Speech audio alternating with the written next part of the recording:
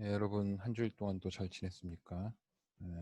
또 어김없이 수업은 돌아오고 여전히 아침 9시 수업에 맞춰서 일어나기에는 너무 힘들고 여러분들도 힘들겠지만 저도 힘든 거 마찬가지예요. 하지만 뭐 준비 시간이 조금 짧죠. 원격 강의다 보니까 좀 두뇌에 회전하기 위해서 스스로 워밍업하기 바랍니다. 일단은 이제는 매번 알림으로 메시지 안 가도 뭐 매번 그렇게 할 수는 없기 때문에 회의실 번호하고 패스워드 원격 강의가 계속되는 한 이번 학기 내내 동일한 걸로 진행을 할 거니까 여러분들 메모를 해두던지 아니면 링크를 저장해 놨다가 따로 메시지가 가지 않더라도 항상 그걸로 접속을 하기 바랍니다. 자, 출석 한번 부를게요. 진효준,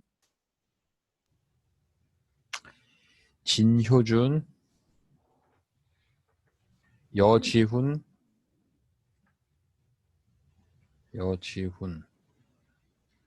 유가현, 네. 유재원, 네. 김현동,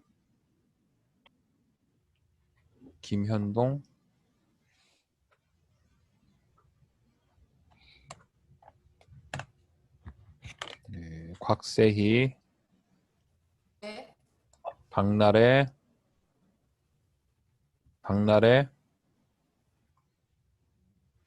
신승현, 네. 김묘진, 네. 김소연, 네.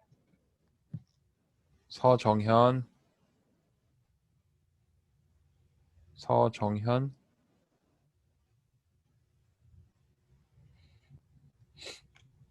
정민수, 네. 강현욱,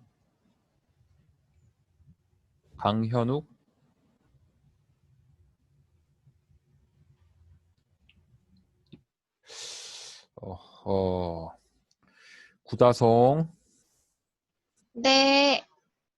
김경빈, 네. 김민지, 민지,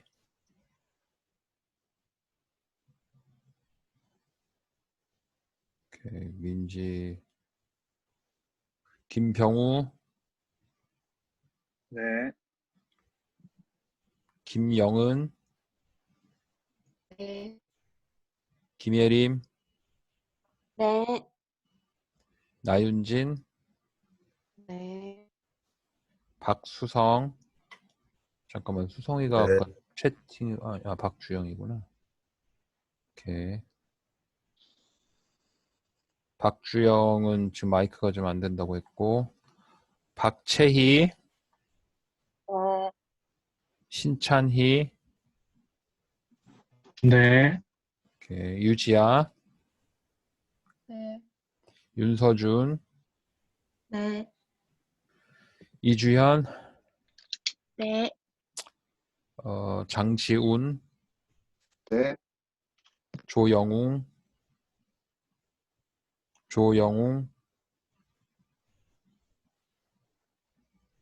최고은,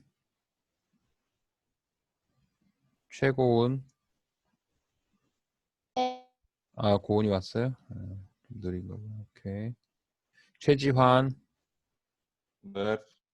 오케이. 황희주, 네. 오케이.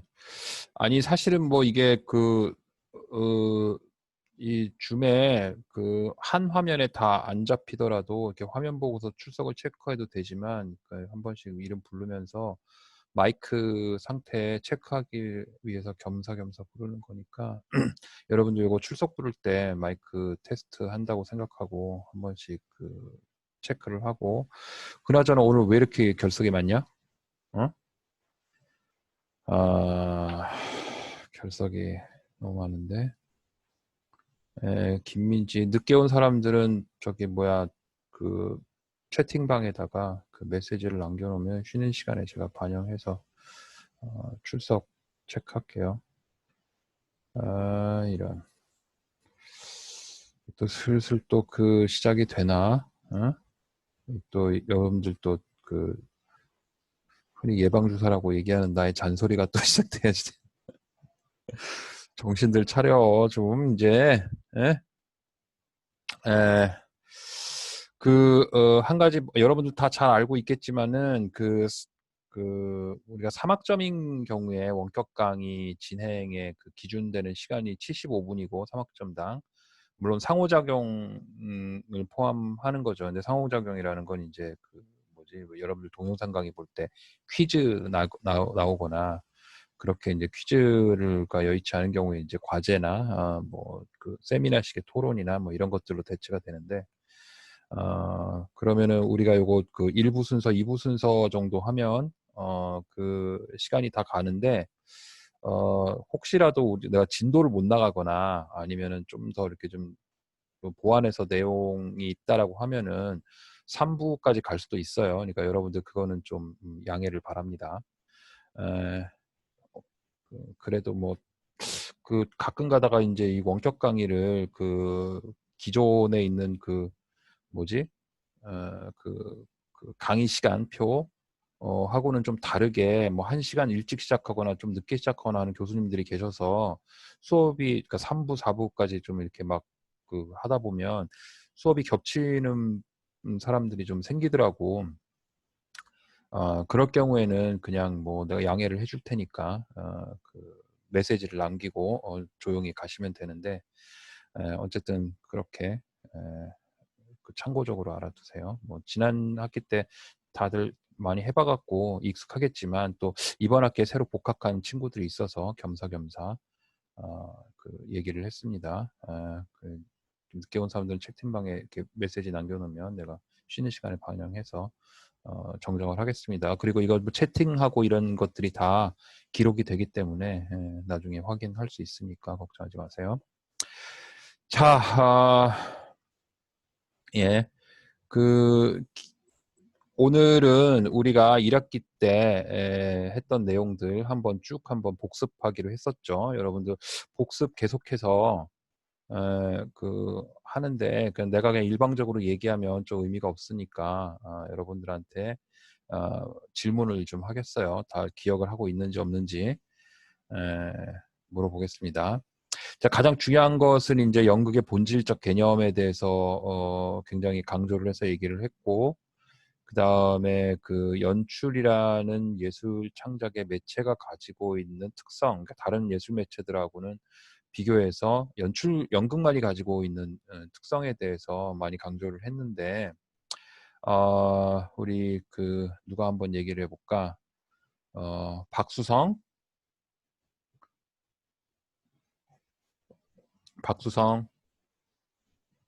네. 네. 자, 연극만이 가지고 있는 다른 예술의 매체에서는 찾아볼 수 없는 특성이 뭐라고 생각합니까? 일단 음, 연극은 네, 공연 예술이기 때문에 네, 매체에서는 느낄 수 없는 현장에서 얻는 에너지가 있는 것 같고요. 네. 뭔가 더 관객과 소통하는 느낌이 더 드는 작업인 것 같아요. 그게 다예요? 다른 거 그리고 뭐 있을 텐데 좀 더 구체적으로.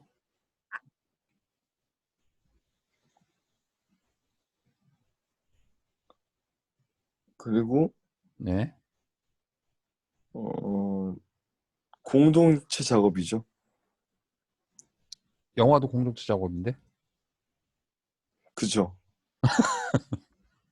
하지만 네. 이게 약간 다르죠.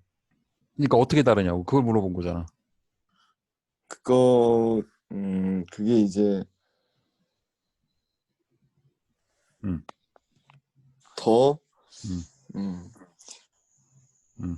소속감과 네. 이 배우와 관객 네. 배우와 관객들 간의 합의가 있어야 이 좋은 어떤 극이 보여집니다. 뭔가가 기억 날락말락 하는데 그게 지금 클리어하게 안 떠오르죠. 그죠? 지금 이게 이게 아침부터 내가 너무 직접적으로 질문을 해서 그럴 수 있습니다. 여러분도 오해하지 마세요. 박수성이 이렇게 좀 오락가락하는 사람 아닙니다. 굉장히 성적도 좋고 공부 잘하는 학생인데 지금 너무 이른 아침에 질문을 했더니 지금 머리가 안 돌아가고 있어요. 그러면 맞습니다.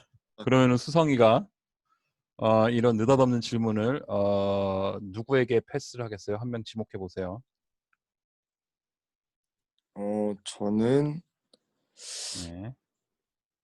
호두과자 명인 조영웅 씨한테 한번 네. 질문을 네, 영웅 씨. 네, 네, 같은 질문입니다. 네. 연극이라는 예술이 다른 예술과는 확연히 다른 그 본질적 차이점이 뭐예요? 본질적 차이점. 네. 어, 잠시만요. 본질적 차이점. 어, 네. 일단은 네.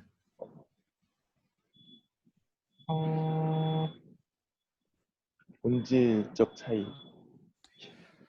오케이. 자, 이쯤 되면 이거 뭐 예, 아침 핑계를 대기도 좀 민망하죠, 지금. 예? 벌써 두 명이나 이렇게 헤매고 있으니 큰일 났습니다. 지금 불과 몇 개월 전에 시험까지 봤던 그런 내용들을 가지고 이렇게 안 떠오를 수가 있나, 그죠? 영웅이 다음 사람한테 패스해봐. 저는 음, 어, 저는 황희주에게 패스를 하겠습니다. 아무래도 대답을 하고 이 첫 번째 질문을 끝맺음 할 것 같은 황희주한테 작전상 패스를 했네요. 황희주 어디 있어? 네, 여기 있습니다. 네, 대답해 보세요. 연극 예술이 다른 점은 일단 음. 배우와 관객들 간의 합의가 있어야 이루어지는 암묵적 동의가 필요하고요. 그게 왜 그러니까 뭐가 특이한 점이죠? 그게? 어, 최소한의 기대치 충족이 필요해요. 관객들과 합의한 기대에 저버리지 않아야 해요. 뭐 틀린 얘기는 아닌데 여러분들 이런 네. 것들을 기억할 때 사실은 암묵적 동의, 뮤추얼 어그리먼트 이거 뭐 내가 굉장히 강조를 했고 그 단어 자체가 주는 독특함이 있고 그것이 딱 머릿속에 박히기 좋으니까 그것만 딱 기억이 나는데 사실 그러면은 여러분들이 이해했다고 볼 수가 있는 게 아니에요. 그럼 그 내가 얘기하고 있는 암묵적 동의의 개념이 뭐냐? 그것이 무엇을 의미하고 있느냐를 여러분들의 단어로 설명할 수 있어야지 내가 완벽하게 이해하게 되는 거라고 내가 설명을 했잖아요. 그걸 조금 더 풀어서 설명해 보세요. 그게 왜 다른 예술에는 없으며 그게 연극에 있어서 왜 특이한 점인지 그거를 설명할 수 있어야 연극의 본질적 개념에 대해서 이해한다고 볼 수가 있는 거죠. 사실은 이거 뮤추얼 어그리먼트, 암묵적 동의, 뭐 이런 뭐 연극에 대해 독특한 뭐 관객과 창작자와의 시스템 뭐 이런 거 사전에 안 나와요. 이건 내가 만들어낸 거예요. 그러니까 여러분들이 그 본질적 의미를 좀 깨달아야 돼요. 그 이해를 해야 된단 말이지. 예. 그거 좀 자세히 설명해 보세요. 그러니까 음, 관객들이 현장에서 티켓을 내고 공연을 보잖아요. 네, 그렇기 때문에 그 극 안에서 어쨌든 현장에서 이루어지는 것들이 있으니까 네, 그런 것들에 대해서 관객들에게 충분한 이해도를 주고 또 그것에 대해서 뭔가 설명하지 않아도 이런 것들이 진행된다 이런 것들을 알려주기 뭔가 사전에 미리 허락을 받지 않아도 그런 티켓을 구매함으로써 관객들한테 음, 뭔가 그런 것들을 이제 아, 네, 그렇습니다. 알겠습니다. 뭐 지금 네, 희주가 얘기한 게 틀린 얘기는 하나도 없어요. 근데 이게 너무 좀 그 겉에 겉모습만 지금 얘기를 하고 있기 때문에 그 본질로 들어가야죠. 시간 관계상 내가 다시 한번 설명을 할 테니까 여러분들이 이제 기억이 이제 확 떠오를 거예요. 요번만큼은 이제 그것을 여러분들이 이해하려고 노력을 하세요. 아, 티켓 구매하고는 전혀 상관없는 얘기고, 그 다음에 보통 연극의 특성 얘기하면은 여러분들이 입시 때 1학년들이니까 아무래도 입시 때 또 막 배웠던 내용들, 이론적 내용들 생각해 보면은 뭐 현장성이라는 거 굉장히 중요하죠. 시공간적인 그 뭐 동일성도 마찬가지고. 그러나 요즘 예술 혹은 뭐 과거의 예술도 마찬가지겠지만은 연극만이 현장성이 있는 예술 아닙니다. 예를 들어서 그 뭐야 저그 인스톨레이션이라는 그 회화 이거 미술 쪽의 한 장르나 아니면 퍼포먼스 같은 그런 장르 뭐 이런 것들은 현장성 없나? 그것도 마찬가지로 현장성이 있어요. 두 번째 티켓 판매하고는 전혀 상관이 없는 게 그 뭐 대부분은 그게 맞지만 그건 사회적 가치의 환원이라고 한 측면에서 경제적인 측면에서의 그 연극의 사회적 역할과 본질과 기능에 대해서 설명할 때 했던 얘기고 사실은 그러면은 뭐 그 어떤 극장에 가서 내가 어떤 기대치를 가지고 티켓을 사고 하는 그 행위가 연극의 본질적 특성이고 굉장히 중요한 문제라고 본다 그러면 거리에서 이루어지는 무료 공연이랄지 아니면은 뭐 그다음에 정말 퍼포먼스성 돌발 공연이랄지 이런 것들은 그런 연극이 아닌가? 이렇게 따지면은 굉장히 이게 좁혀지는 걸 알 수가 있죠. 뮤추얼 어그리먼트 암묵적 동의에 의해서 이루어지는 어떤 감상의 시스템이라고 한 얘기는 그 단어에 너무 함몰되지 말고 그 단어를 여러분들이 바꿔서 얘기해도 상관은 없어요. 그 본질적 의미만 깨달으면은 이게 뭐냐? 연극은 표현의 양식에 있어서 바로 내 앞에 있는 관객들에게 어떠한 형식으로든 그것을 전달을 해주면은 그게 정확한 그 묘사가 아니다 할지라도 관객들은 상상을 해서 그것을 현실로 받아들여 줄 준비가 되어 있는 예술의 매체라고 할 수가 있는 거예요. 그래서 예를 들어서 가장 쉬운 예가 그거죠. 텅 빈 무대 위에서 배우가 갑자기 손을 올리고 이런 신용을 한다라고 하면은 관객들은 그 공간을 무엇으로 인식합니까? 지하철이나 혹은 버스 안으로 인식할 수 있고 그 다음에 실내 온도 25도가 유지되는 굉장히 쾌적한 공간에서 텅 빈 공간에서 배우가 나와갖고 아무것도 안 하고 차렷 자세로 있다가 갑자기 이러면서 어떤 그 신체적 동작을 했을 때 관객들은 지금 그곳의 온도, 상상으로 채워진 그 만들어낸 그 허구의 공간을 생각하고 허구의 환경을 받아들이면서 아, 춥구나. 이렇게 생각을 할 수가 있는 거죠. 그거는 연극만이 가진 굉장히 독특한 하나의 그 시스템이라는 거죠. 이것이 이제 관객과 그 행위자 간의 그 암묵적 동의가 있는 것이다라고 이제 표현을 하는 거예요. 만약에 영화에서 그렇게 하면은 뭐지? 뭐 실험인가? 굉장히 이상하겠죠. 어색하고. 이게 이제 내러티브라고 하는 스토리를 가지고서 이제 만들어지는 그 예술의 형태에 있어서는 그 아주 결정적으로 연극이 가지고 있는 특성이자 매력일 수가 있는 거죠. 그래서 이제 피터브룩이 말한 가난한 연극도 가능해진 거고 과거에는 사실은 장르적 특성에 의해서 사실주의 같은 연극의 본질적인 그 출발점은 그러한 상상보다는 현실적 묘사에 더 가까운 무대와 공간들을 만들어냈는데 그게 이제 부질없다는 거를 깨닫고 연극이 연극다워야 되는 면들을 찾다 보니까 바로 그러한 점들을 중요하게 여기게 생겼고 요즘 같아서는 사실주의 극이라고 할지라도 그 시대적 상황이나 배경, 그 다음에 환경, 의상 이런 것들을 정확하게 묘사하려고 하는 노력이 그렇게 그 중요한 포인트는 안 됐죠. 그래서 디자이너들도 마찬가지로 자기의 상상력을 이용해서 그 시대적 뉘앙스를 가지고서 작업을 하는 거지 그 시대를 그대로 복사하는 개념은 좀 아닌 거죠. 그게 이제 어떻게 보면 연극 예술의 아주 중요한 본질적 그 특징이라고 할 수가 있는 거죠. 이제 여러분들 기억나고 생각나죠? 예? 예. 이렇게 좀 사실은 그 의미를 그 이해하려고 노력하는 것이 중요하지 그 정확한 의미를 이렇게 좀 이렇게 외운다는 것은 그건 이해하고는 좀 멀죠. 그러니까 여러분들 이런 식으로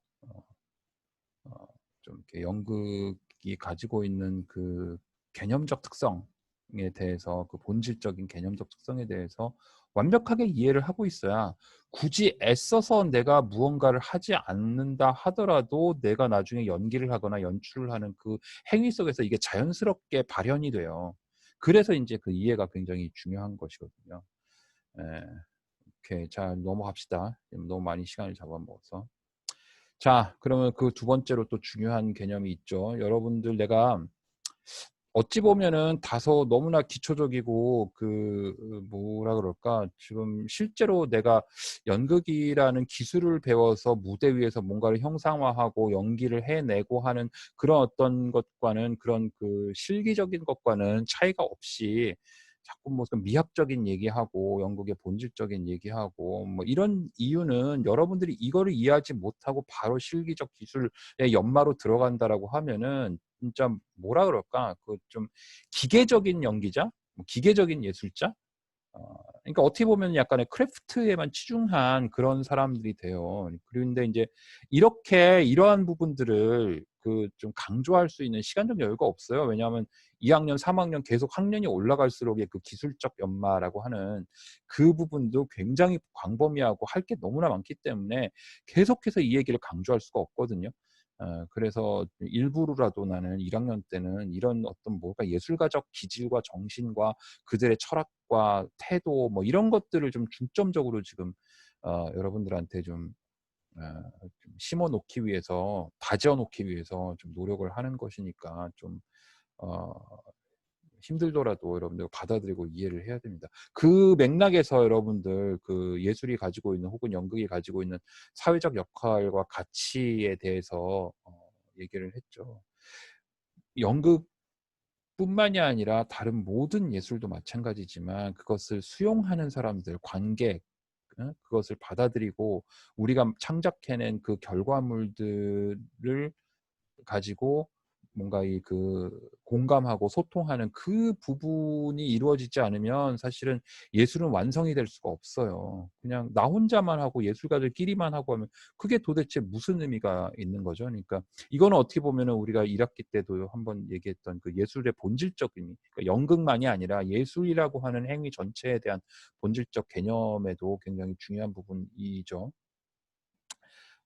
그런데 이제 이 부분을 좀 너무 간과하는 것 같아요. 그러니까 요즘의 세대 들어서 너무나 지나치게 개인적 욕구, 개인적 욕망, 개인적인 특성 그걸 뭐 통칭해서 뭐 개성, 내가 하고 싶은 거, 그래 네가 원하는 거 해야지 행복하지 막 이런 얘기들이 너무나 많다 보니까 그게 내가 틀렸다고 하는 얘기는 절대 아닌데 그게 맞는 얘기고 그런 걸 개인의 행복을 추구할 수 있는 권리는 존중받아야 마땅하지만 그 얘기를 너무나 막 아무 데나 다 그냥 모든 것에 다 이렇게 결부시켜서 그 얘기를 하다 보니까 이게 사회적 책임이나 그 어떤 그 역할에 대해서 혹은 타인의 권리와 상충되는 부분에 대해서 이런 것들에 대한 교육이 너무 없고 그런 것들에 대해서 강조를 하거나 생각을 해야 된다. 뭐 이렇게 자꾸 이렇게 얘기를 하면은 뭐 이렇게 뭐 구시대적 꼰대니 뭐 이런 식으로 인제 사람들이 받아들이기 시작하는 게 난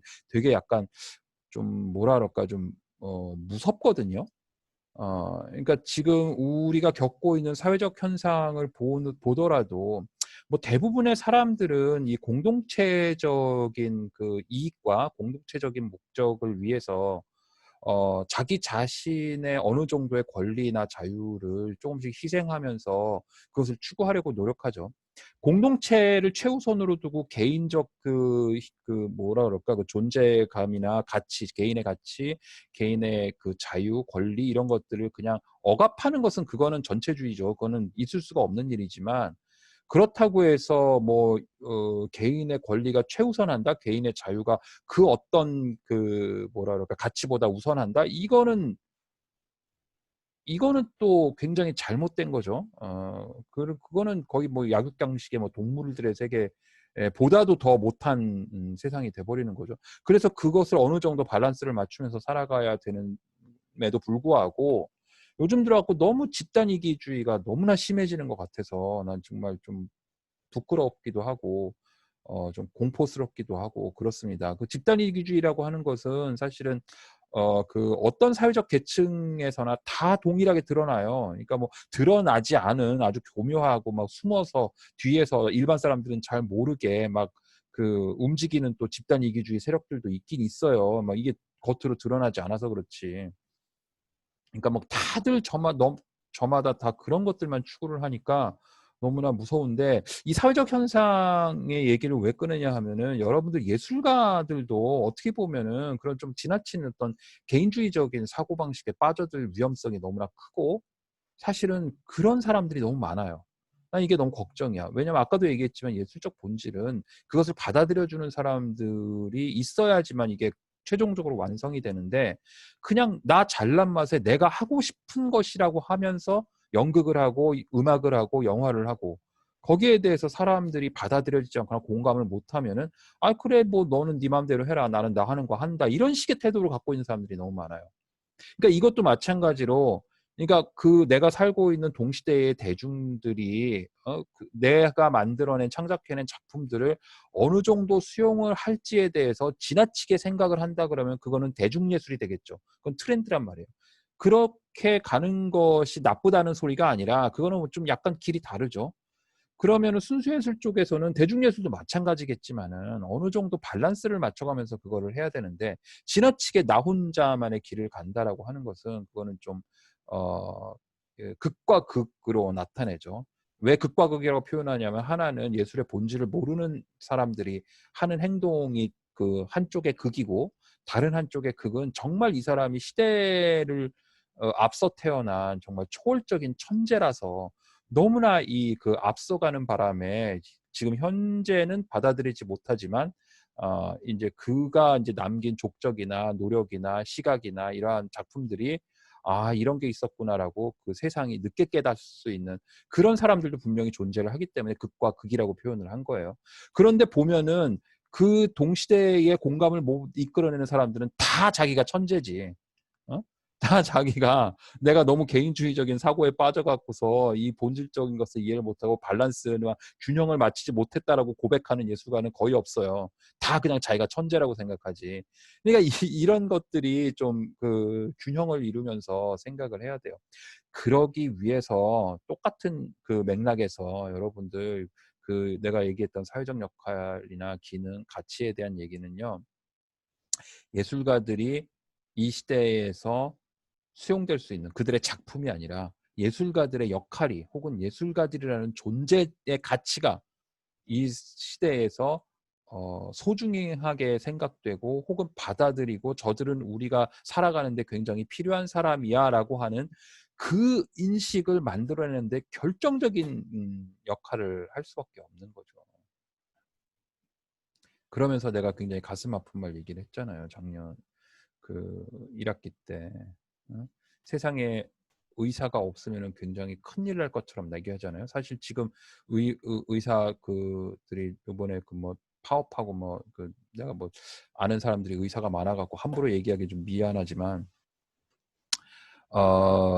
약간의 집단 이기주의가 좀 있었죠. 그것에 대해서 약간 비난을 받고도 있고, 뭐 그들이 주장하는 바는 뭐 굉장히 수긍을 하고 공감이 가는 부분이 많지만은 지금 투쟁을 하는 방법상에 있어서 조금 너무 무리한 거 아닌가라는 비판들이 있고, 그것을 보면서 이제 집단 이기주의에 대해서 개탄하고 많은 국민들이 거기에 대해서 동의를 하지 못하고 비난을 하고 있는 그런 흐름들을 보이고 있는데, 그럼에도 불구하고 의사들이 만약에 현장에 복귀를 하지 못하고 그런 사태가 벌어진다 그러면은 굉장히 이 사회가 좀 뭔가 이렇게 큰 영향을 받을 것 같은 그런 일이 있죠. 이거는 다시 말해서 그 사태의 본질은 차치하고라도 그 의사라는 집단이 가지고 있는 사회적 역할과 기능이 너무나 확고하고 공고하게 딱 자리 잡았다는 얘기거든요. 따라서 우리는 그들 없으면은 뭐 살아갈 수는 있겠지만 굉장히 어렵고 힘든 삶으로 그 변모할 수밖에 없죠. 그들은 굉장히 그런 어떤 자신의 나름대로의 가치가 형성이 돼 있는 거예요. 그런데 이거를 한번 비교를 해보자고. 그러니까 예술가들 이 세상에서 없으면은 진짜 그들이 사라진 만큼의 사회적 기능의 그 붕괴가 올까? 이게 이제 굉장히 무서운 생각이라는 거죠. 그러니까 내가 아무리 생각해봐도 특히 이거를 좀 좁혀서 얘기한다 그러면은 연극하는 사람들이 갑자기 사라지거나 다 파업을 한다 그러면은 모든 사람들이 연극을 난 꼭 봐야겠기 때문에 그들의 요구를 들어줘라라고 편들어주는 사람이 있을까?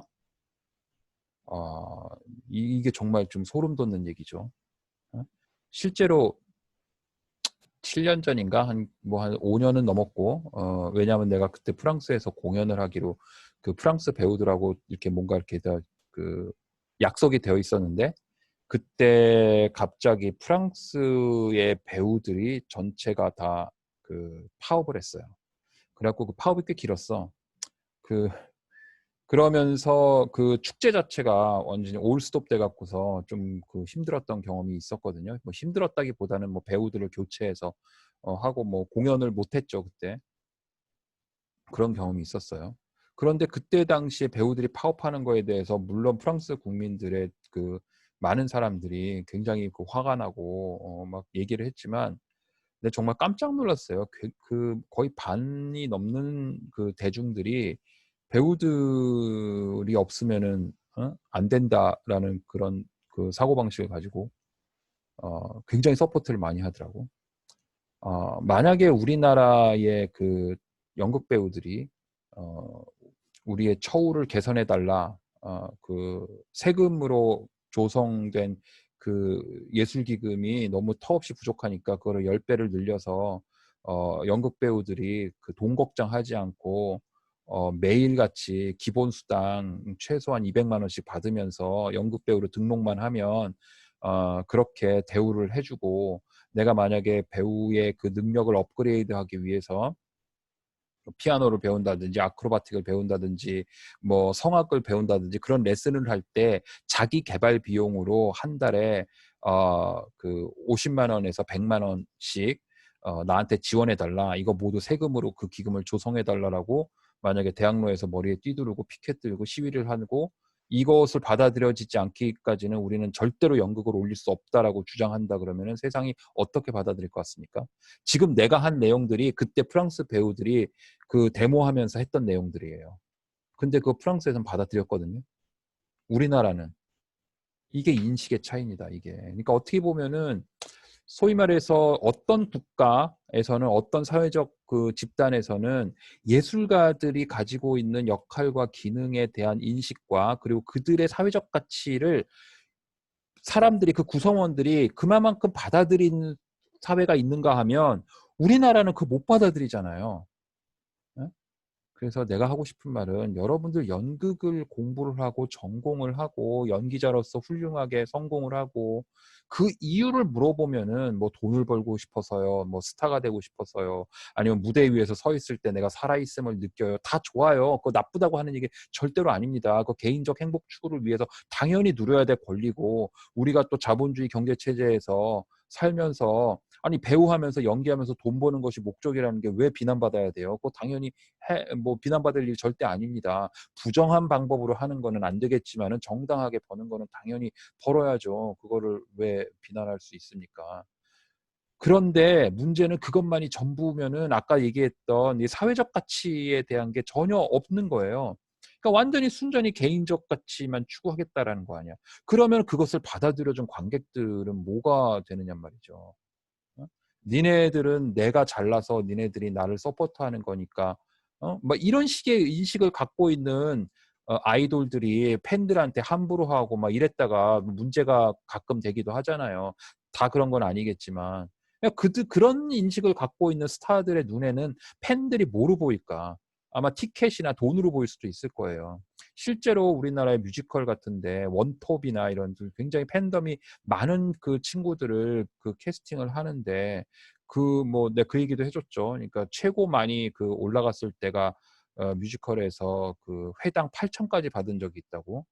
회당 8천이요. 회당 8천만 원. 예? 근데 그 주인공이 회당 8천만 원의 개런티를 받고 공연을 할 때 앙상블이라고 하는 친구들은 회당 3만 원 받고 이랬어요.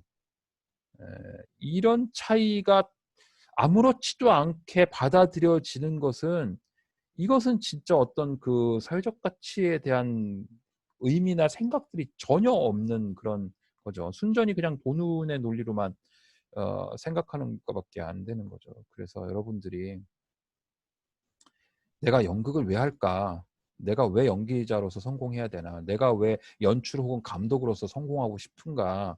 이런 거를 생각할 때 개인적인 것 말고 내가 이 일을 함으로써 우리가 더불어 사는 사회 혹은 더 넓게는 이제는 글로벌 시대니까 이 세상에 대해서 내가 어떤 가치를 만들어낼 수 있을까에 대한 것도 밸런스, 균형을 맞춰서 이거는 여러분들이 생각을 해야 되고 생각뿐만이 아니라 그런 노력을 해야 된다라는 거죠. 예? 그게 어떤 특별한 일이 돼서는 안 돼요. 그러니까 그런 점에 대해서 여러분들이 절대로 잊으면 안 됩니다. 그 그런 태도가 중요하고 그런 마음가짐과 그런 생각들이 중요한 두 번째 이유는 그게 뭐 숭고하거나 철학적인 그 가치가 있어서도 물론 첫 번째지만 두 번째는 본질적이고 좀 더 현실적인 그 이유도 있어요. 그런 생각을 가지고 있어야 여러분들이 게을러지지가 않습니다. 예? 그러니까 왜냐하면 그런 어떤 뭔가 이렇게 개인적인 것보다도 좀 큰 카테고리 안에서의 가치와 그 의미 같은 것들, 그다음에 목적 같은 것들을 두잖아요. 그러면은 내가 게을러지거나 뭐 아니면 속임수를 쓰거나 하는 것들이 창피해지기 시작할 수 있는 그 양심이 작동할 수 있죠. 내가 세상을 위해서 이런 일을 하는데 그냥 거짓으로 하거나 노력 하나도 안 하고 그냥 하는 척을 하거나 뭐 이런 것들이 사실은 어떻게 보면은 그 용납이 안 되는 거죠. 그래야지 여러분들이 정말 훌륭한 연기자가 될 수가 있고 그래야지 내가 중간에 게을러지거나 현실의 벽에 부딪혀서 이 내가 가장 좋아하는 일을 포기하지 않을 수가 있어요. 이게 이제 세 번째 가장 중요한 이유입니다. 그렇게 뭔가 좀 하이어한 목표를 가지고 있어야 현실의 어려움을 부딪혔을 때 그걸 이겨나갈 수 있는 하나의 그 힘이 되지 그냥 단순히 돈을 벌기 위해서 이걸 시작했는데 돈이 안 벌려. 그러면 내가 가장 좋아한다고 믿거나 착각했던 이 연기 헌시짝처럼 버려버릴 수 있어요. 혹은 실제로 내가 정말로 이거 하면서 행복하지만 내가 이 일을 하면서 이 일로 인해서 얻어야 될 가치가 도저히 눈에 보이지 않으니까 '아우 내가 이걸 좋아하는 게 아닌가 보다. 다른 일 해야지.' 하면서 평생 불행하고 후회하면서 살 수도 있는 거고. 그렇기 때문에 그런 어떤 단기적이거나 아니면은 개인적 가치 추구 차원의 목표를 두고 이 일을 한다라고 한다 그러면은 포기도 금방 빨리 되거든요. 그래서 여러분들이 그런 좀 세 가지 이유로 '나는 왜 연극인이 되려고 하나, 예술가가 되려고 하나, 이 사회에서 나의 역할은 무엇인가.' 이런 것들에 대해서 여러분들 끊임없이 생각 좀 해야 됩니다. 1부 순서 여기서 마치고 2부 순서에는 조금 더 기능적인 면에 대해서 복습을 빨리 마치겠습니다. 자, 지금 38분이니까 12분 정도 쉬었다가 12분이면 50분. 50분에 다시 시작할게요. 50분에. 예.